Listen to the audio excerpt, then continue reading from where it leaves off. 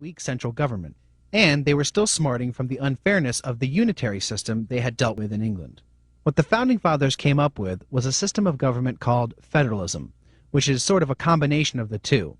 Federalism calls for a strong national government, but still leaves some power in the hands of individual states. And so the states were bound together under a strong national government, but still had some specific powers reserved just for them. Including, but not limited to, choosing their own license plate slogans. The framers of the Constitution created a stronger national government than had been done with the Articles of Confederation. At the same time, they protected the interests of the states. A big concern the framers had was of putting way too much power in the hands of one individual or one branch of the government. To address this concern, they decided to separate the powers. Separation of powers divides government power between three federal branches: the executive, legislative, and judicial. The Constitution guarantees that each branch is interdependent upon the other branches via checks and balances. This system of checks and balances gives each branch of government a little bit of control over the others, which allows them to check up on each other. That way, one branch is not allowed to monopolize power. But there's one more concept to rope into this here caravan of constitutional principles, and that's the Supremacy Clause.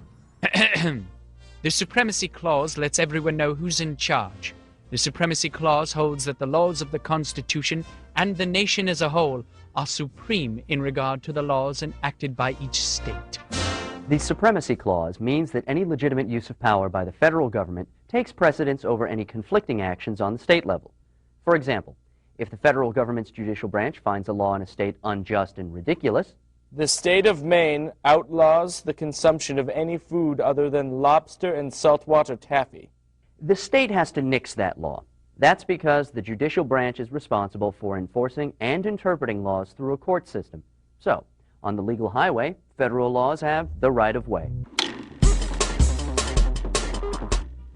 The Constitution of the United States contains 7 articles. And by articles, we don't mean Air Force builds bomber or tragedy. To watch more free educational videos, visit our website, studioforlearning.tv. Stretch your brain online.